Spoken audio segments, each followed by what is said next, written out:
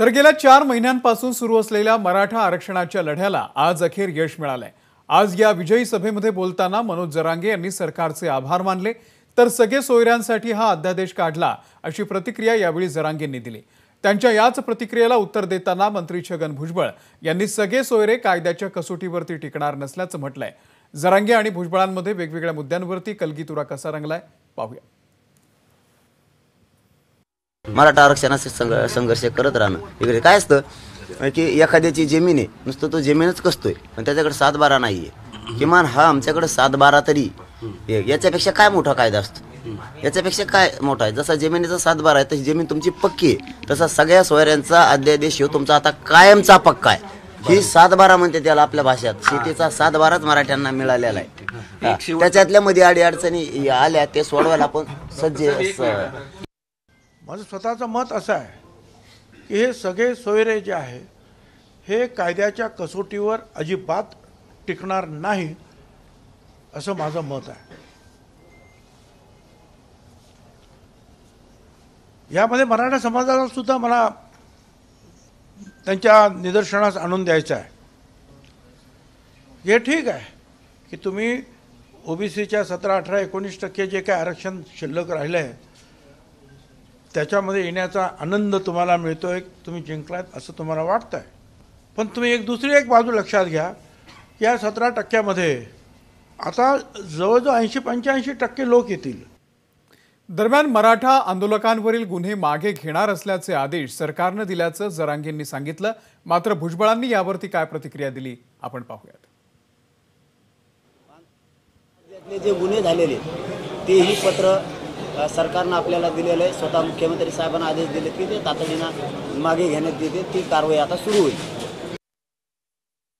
ओबीसीवर अन्याय केला जातोय की मराठ्यांना फसवलं जातंय, याचा अभ्यास आपल्या सगळ्यांना करावा लागेल। सरसकट गुन्हे मागे घ्या।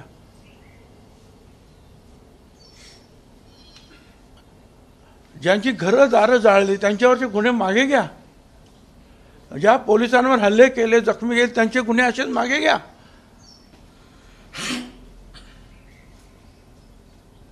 मग हा नियम सगळ्यांनाच उद्या लागू होईल। कोणी अशा मागण्यांसाठी जर पोलिसांना मारलं, कोणाची घरं जाळली आंदोलन म्हणून, तर गुन्हे मागे घ्या।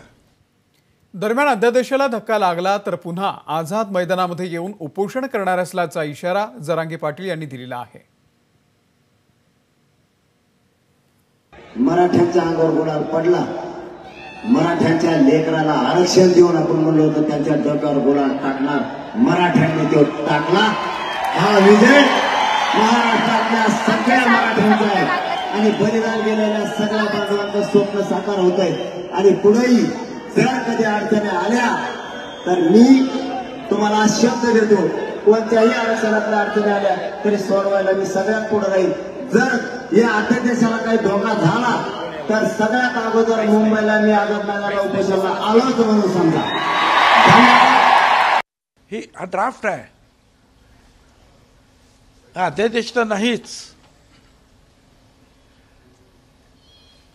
हा नोटिफिकेशनचा एक मसुदा आहे।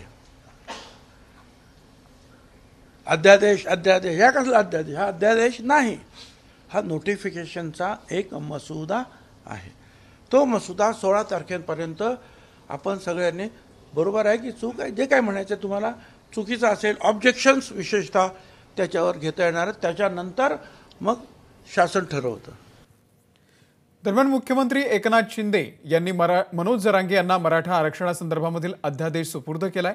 यावरती ओबीसीचे नेते प्रकाश शेंडगे यांनी निषेध व्यक्त केलाय। एबीपी माझा, उघडा डोळे बघा नीट।